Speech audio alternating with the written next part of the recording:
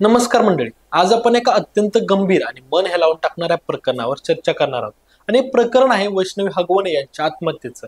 पण ही केवळ एक आत्महत्या नाही, तर तिच्या मागे लपलेलं आहे एक पद्धतशीर छळाचं आणि अमानुषतेचं सत्य, ज्यांनी पुन्हा एकदा आपल्या समाजातील हुंडा प्रथा, स्त्रीविरोधी मानसिकता आणि राजकीय गुंडशाही उघडकीस आणली. 16 मे 2025 पुण्यातील बावधन परिसर. वैष्णवी हगवणे या विवाहित महिलेनं आपल्या राहत्या घरात बेडरूम मध्ये गळफास घेऊन आत्महत्या केली. पण ही एक आत्महत्या नव्हती, ती एका कुचंबनेतून, एका सामाजिक व्यवस्थेच्या फासातून झालेला जबरदस्तीचा मृत्यू होता. वैष्णवीच्या वडिलांनी दिलेल्या तक्रारीनुसार तिचा पती शशांक हगवणे, सासू लता हगवणे, ननंद करिश्मा, सासरे राजेंद्र हगवणे आणि दीर सुशील यांनी तिला सातत्याने मानसिक आणि शारीरिक छळ दिला होता. कारण काय? तर कारण होतं जमिनी खरेदीसाठी आणखी हुंडा.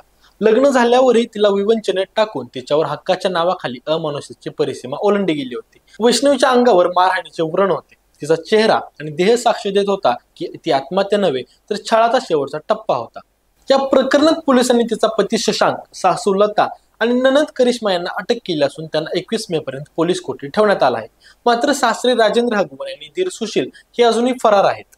आणि इथेच हे प्रकरण अधिक गंभीर होतं, कारण राजेंद्र हगवणे हे राष्ट्रवादी काँग्रेस पक्ष अजित पवार गटाचे राज्य कार्यकारिणी सदस्य आहेत. म्हणजेच एका सत्ताधारी पक्षाचा पदाधिकारी आरोपी असून सुद्धा अजूनही मोकाट फिरतोय. हा कायद्याचा अपमान नाही का? एका मुलीचा जीव जातो, तिचे शरीर साक्षी देतं, तिचे वडील थरथर आवाजात सगळं सांगतात आणि तरीही सत्ताधारी आरोपी फरार राहतात. हे कुठल्या लोकशाहीत चालतं?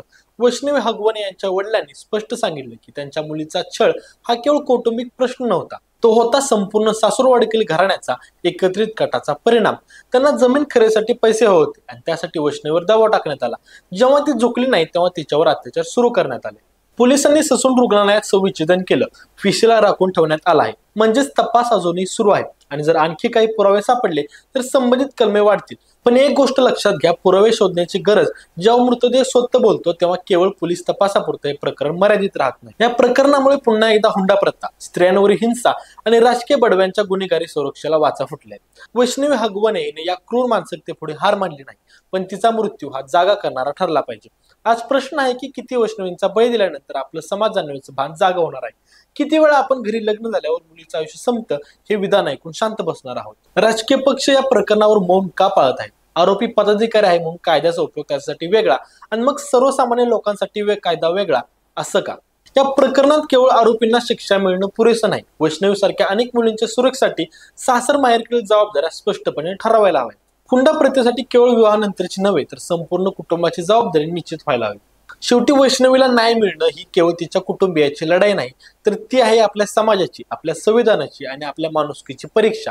सत्ताधाऱ्यांना, पोलिसांना आणि आपल्याला या प्रश्नाला सामोरं जावंच लागेल की पुढची वैष्णवी नेमकी कोण. जर तुम्हाला वाटत असेल की वैष्णवीला खराखोरा न्याय मिळायला हवा, तर व्हिडिओला शेअर करा आणि कमेंट बॉक्समध्ये तुमचं मत नक्की मांडा. कारण उद्या तुमच्या आणि आमच्या ओळखीतील कोणाच्याही घरी अशी वैष्णवी होऊ शकते.